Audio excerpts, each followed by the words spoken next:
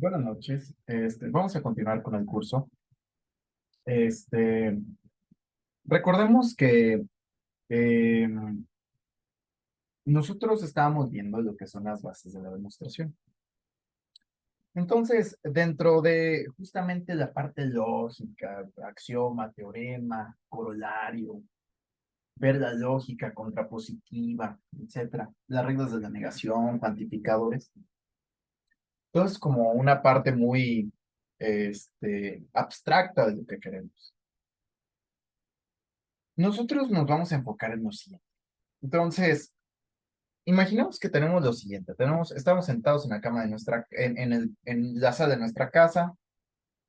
Estamos viendo alguna plataforma de streaming, Netflix, Disney Plus, no sé, hasta un video de YouTube, y vemos que empieza a gotear agua de nuestra casa, ¿no? Entonces, ¿qué hacemos? Bueno, nosotros lo que primordialmente hacemos es, si está goteando agua, pues vamos a investigar eh, de dónde está saliendo, ¿no? Imaginemos que tenemos un baño encima de nuestra sala y pues hay una fuga, ¿no? También imaginemos, supongamos, que somos tólogos, nosotros sabemos hacer de todo. Entonces, pues nos decidimos a repararla, ¿no? Nos decidimos a reparar justamente nos decidimos a reparar esta fuga y pues nosotros identificamos lo siguiente, ¿no? Tenemos un problema. ¿Qué hacemos para repararlo? Bueno, pues nosotros vamos al Home Depot. ¿Y qué hacemos? Pues primeramente vemos cómo podemos solucionarlo, de qué formas podríamos hacerlo. Entonces hacemos un análisis de métodos de solución, análisis de métodos. Entonces, pues te dicen, no, pues puedes poner de plastiloca o puedes poner de plastiloca o puedes cortar parcialmente la tubería y soldar o puedes cambiar totalmente la tubería, ¿no? Entonces, como la tubería ya está bastante vieja, nosotros, pues optamos por cambiar todo desde cero, ¿no? Entonces, ¿qué pasa? Bueno, tú no llegas a resolver un problema y pam, luego te pones, ¿no? A cambiar, a hacer, no. Primero te haces una idea mental de en qué consiste resolver el problema, qué podría pasar y qué haces en tu cabeza, ¿no? Es decir, hacemos un bosquejo. Hacemos un bosquejo justamente de lo que sería la solución de nuestro problema y nos damos cuenta de situaciones que podrían ocurrir. Por último, pues, ¿qué pasa? Demostramos. Lo que te estoy poniendo aquí vamos a ponerle demostramos. No iba a poner demostración, pero demostramos sirve mejor. El problema que nosotros nos enfrentamos se conoce como demostración matemática. Y lamentablemente las escuelas de matemáticas quieren hacernos pensar que nosotros podemos pasar de aquí para acá. Esto es un proceso secuencial, nota que va paso por paso. Esto se le conoce como el proceso de demostración. Es decir, tú reconoces que tienes una demostración matemática, haces un análisis de métodos, qué métodos, tus hipótesis, a qué te invitan. No, pues que contrapositiva, no que contradicción, no que, etcétera, etcétera, ¿no? Luego del análisis de métodos, ya que elegiste un método, pues ¿qué pasa? Haces un bosquejo, haces una solución en sucio de tu demostración y pues por último la redactas, la demuestras. ¿Qué pasa? Bueno, para hacer bien el proceso de demostración necesitamos estudiar paso por paso cada uno de de las partes del proceso de demostración. Vamos entonces primeramente a ver lo que son las partes componentes de una buena demostración matemática. Entonces, cómo nosotros podríamos argumentar que una demostración matemática es correcta, ¿no? Entonces, pues podría pasar que en la experiencia, en la jerga, en el día a día, este, eh, pues nos llegue la cuestión de que, por ejemplo, intentamos hacer una demostración, elegimos un método y pensamos que lo hicimos, ¿no? Luego llega nuestro profesor y llega un amigo nuestro y dice, también lo demostré. Y el profesor checa las dos demostraciones y ¿qué nos dice?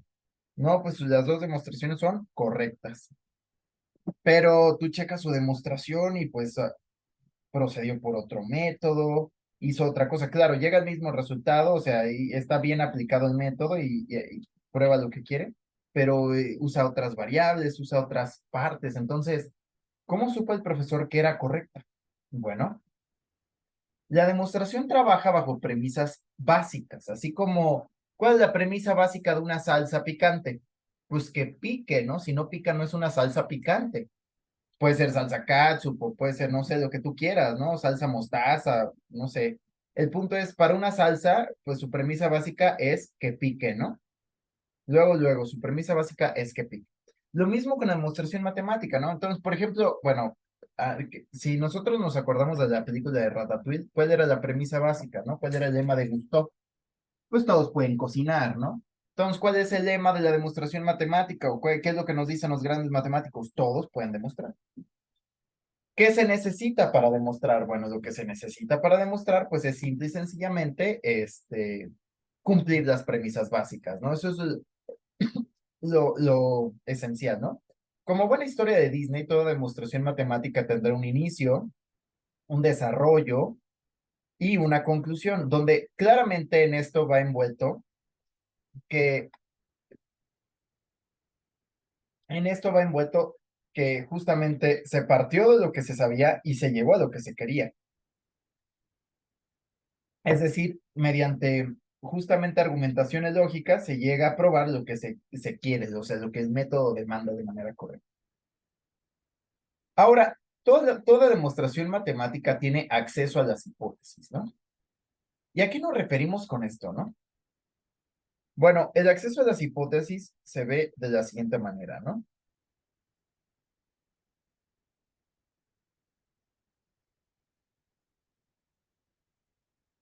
Este acceso a las hipótesis se ve de la siguiente manera.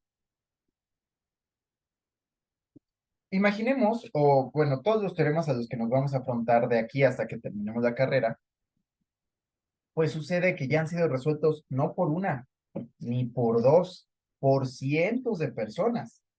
Cientos de muchos matemáticos han resuelto todos estos teoremas. Y pues, ¿qué pasa? Pues claramente deben tener las hipótesis mínimas para poderse resolver. Entonces, pues hay gente que, por ejemplo, te puede pasar, en no sé, puedes ir y preguntarle, ¿no? A un compañero, oye, ¿ya pudiste con tal demostración? Y te dice, sí. Le preguntas, ¿y cómo utilizaste esta hipótesis? Te va a decir, no, esa hipótesis ni la usé, no era necesaria, quién sabe para qué la pusieron, ¿no? Yo creo que el teorema está mal, ¿no? Luego vas con otra compañera y le preguntas, oye, ¿ya pudiste resolver este teorema? Y te dice, no, ¿qué crees? Es que está súper difícil. Si yo supiera que el número es diferente de cero, si yo supiera que el número es no negativo, si yo supiera, el teorema saldría en dos líneas. Yo siento que el teorema le falta una hipótesis, está mal escrito. Ah, caray, aquí vamos a poner si T, nota, vamos a ver la siguiente. ¿Qué es la moraleja de eso? Si te sobra o te falta una hipótesis al demostrar,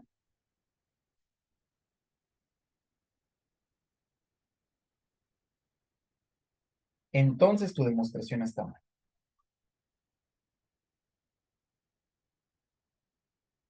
Todos los teoremas vienen con las hipótesis necesarias para ser resueltos y los puedes utilizar las hipótesis explícita o implícitamente, ¿no? Ya depende de tu capacidad de decirlo.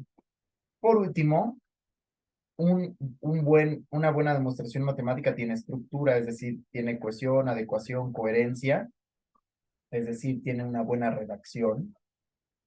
Y además de la redacción, tiene, justamente, respeta estructuras de definición, ¿no? Estructuras de definición. Esto lo vamos a ver mucho más adelante, ¿no? Las estructuras de definición son muy importantes. Entonces, vamos a ver lo siguiente. Voy a darte una lista de palabras muletilla que podrías utilizar al redactar una demostración, porque luego es complicado, luego a muchos alumnos se les dificulta, ¿no? Entonces vamos a ver una pequeña parte de redacción. Entonces, veamos lo siguiente. Número uno. Para citar hipótesis, vamos a utilizar la palabra como, ¿ok? Entonces, en este caso, muchos alumnos se quedan con el por hipótesis, por hipótesis, por hipótesis, y eso se ve bastante novato. No está mal decirlo una vez o para una hipótesis importante, pero es se ve más, profesional decir cómo. Dos, para unir párrafos o para indicar desarrollo, primeramente, es decir, que ya vas a empezar a hacer talacha, utilizas un notemos que. Si utilizas, no te pones, notemos que y empiezas a hacer talacha. Se entiende que vas a empezar a hacer talacha. Tres, para unir párrafos, como, bueno, ok, sí, párrafos con lógica, ¿no? Imaginemos que nosotros tenemos, ¿a qué nos referimos con unir párrafos con lógica? Imaginemos que nosotros, pues bueno, vamos a estar trabajando en párrafos, ¿no? Entonces, imaginemos que yo, por ejemplo, hago algún resultado o algún desarrollo en el párrafo A y después pongo punto y voy a continuar con el párrafo B. Pero el párrafo B es consecuencia lógica de A. Entonces, ¿qué va a pasar? ¿Cómo yo le indico al lector que todo lo que vamos a utilizar en B se vio desarrollado en A? Ah, bueno, pues utilizamos palabras como luego, utilizamos consecuentemente, consecuentemente, así, etcétera, ¿no? Entonces, para unir párrafos con lógica, ¿no? Entonces, ahora, para conectar párrafos sin lógica, ahora lo contrario, ¿no? Viene una parte muy fundamental, ¿no? Este, para conectar párrafos sin lógica, ¿a qué nos referimos? Bueno, hay veces en que, por ejemplo, nos solicitan, eh, nos solicitan por ejemplo, probar varias cosas que no tienen conexión entre ellas. Por ejemplo, no sé, la continuidad de una función y evaluar su integral, ¿no? Cosas que no tienen nada que ver. Pero pues todo tiene que ir en una demostración o en una redacción junta. Entonces, ¿cómo nosotros imaginemos que trabajamos toda la continuidad de una función en el párrafo A? Ahora en el párrafo B vamos a ver justamente el valor del integral. ¿Cómo yo le digo al lector, hey, hay un corte lógico, no se sigue, no hay consecuencia lógica? Ah, bueno, utilizamos la palabra por otra parte. Entonces es súper importante recordar esto, ¿no? Por otra parte. Entonces indica un corte lógico. Entonces acabamos la continuidad. Por otra parte, evaluemos el valor del integral. Y cinco, para indicar conclusión, pues utilizamos el famoso por lo tanto, ¿no? Hay muchísimas más. Yo siempre recomiendo, el estilo de redacción debe ser como el agua, se acopla al recipiente que lo contiene. En este caso, te debes acoplar al profesor que te enseñe. ¿Por qué? Pues porque así le va a entender más fácil y no te va a reprobar. Entonces, como dice Bruce Lee, be water, my friend. Entonces, justamente, pues estas son como palabras muy tías, existen muchas más y está bien, si tú las encuentras y quieres usarlas, nada más que se entienda y que se use para lo que quieres decir, ¿no? No vayas a usar una de conclusión para indicar desarrollo, ¿no? Bueno, hasta aquí, esta parte de la demostración, pues son todas estas partes, ¿no? Vamos a ver un análisis de métodos, ¿no? Pues vamos a ver métodos de demostración.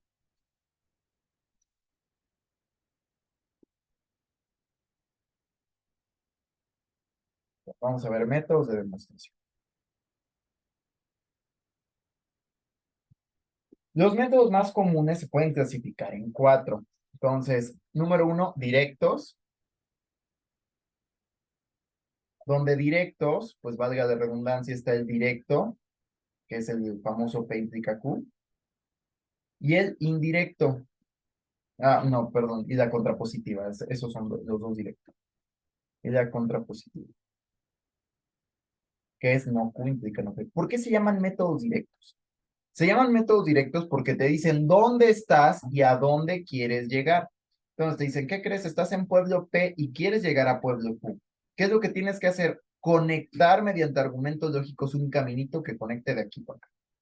Por eso se llaman directos, te dicen dónde estás y a dónde quieres llegar. Totalmente contrario a lo que son, por ejemplo, los métodos indirectos, ¿no? El método indirecto, el más famoso que vamos a ver va a ser el método por contradicción, o también se le conoce como reducción al absurdo, el cual pues es P y no Q, ¿no? Es decir, ¿en qué consiste? Bueno, voy a hablar, voy a dictar en qué consiste el método de contradicción. Entonces es para tomar nota, ¿no? Muy importante. Entonces, el método de contradicción consiste en tomar tu teorema P implica Q, y negar la tesis, que sería Q, y suponerla cierta. Eso es lo que tienes que hacer. ¿Para qué? Una vez que supongamos nuestra negación de la tesis, usualmente desarrollamos las consecuencias de haberla supuesto, alguna propiedad, etcétera, etcétera. ¿Y qué pasa?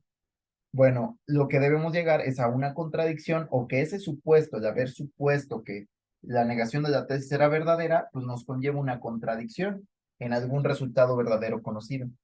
Por lo tanto, ¿qué pasa? Pues la negación de la tesis no puede ser verdadera porque contradice un pedazo de conocimiento totalmente cierto, que tenemos certeza en eso. Y entonces, pues la negación de la tesis tiene que ser falsa. Y si la negación de la tesis es falsa, ¿cómo es la tesis verdadera? Pues en eso consiste, ¿no?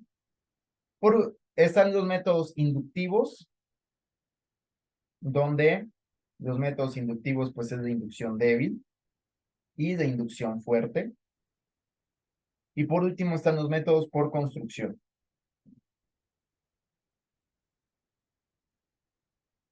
Entonces, los métodos por construcción son los siguientes, ¿no? Son construcción de funciones y construcción de conjuntos, ¿no? En este curso yo te voy a enseñar a utilizar y este. Usualmente funciones y inducción fuerte no me da mucho tiempo, pero hay que tener en mente que también existe. Entonces, estos son todos los métodos de demostración. ¿Cómo saber qué método elegir? Bueno, pues aquí vamos a utilizar el teorema torta de huevo, ¿no? La experiencia dirá. Entonces, ¿a qué te sabe una torta de huevo? Pues a huevo, ¿no? ¿Por qué? Porque ya la probaste. Sabes que una torta de huevo no te sabe a Subway de jamón, no te sabe a Subway de albóndigas, no te sabe a nada más que a torta de huevo a huevo, ¿no? Entonces, por el teorema de torta de huevo, ¿a qué te sabe una torta de huevo? Pues a huevo. Entonces, vamos a ver que yo te voy a indicar durante el curso que cada método tiene un sabor característico, ¿no? Así como si nos acordamos de integración y cambio de variable, fracciones parciales, sustitución trigonométrica. Igual aquí cada cambio, cada método tendrá un sabor característico que vamos a estudiar más a fondo. Por último, vamos a ver lo que es el bosquejo. El bosquejo es una forma de demostrar en sucio, ¿ok? Vamos a utilizar una tabla que tenga 3 columnas y 2 filas, en donde en la primer celda vamos a poner lo que sabemos, en la última lo que queremos, y en la de en medio lo que queremos en términos de lo que sabemos.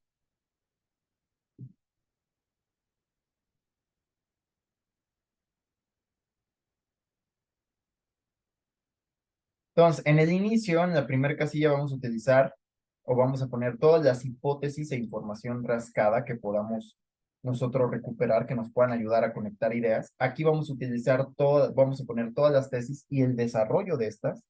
Y como una muy buena historia de Disney, ¿qué crees? Aquí va a ir la magia. Entonces, pues un bosquejo es una demostración en sucio. ¿Por qué? Porque nos permite poner, siempre estar plantando toda la información, todas las hipótesis, todos los desarrollos de la tesis, para así simplificarnos lo que queremos hacer.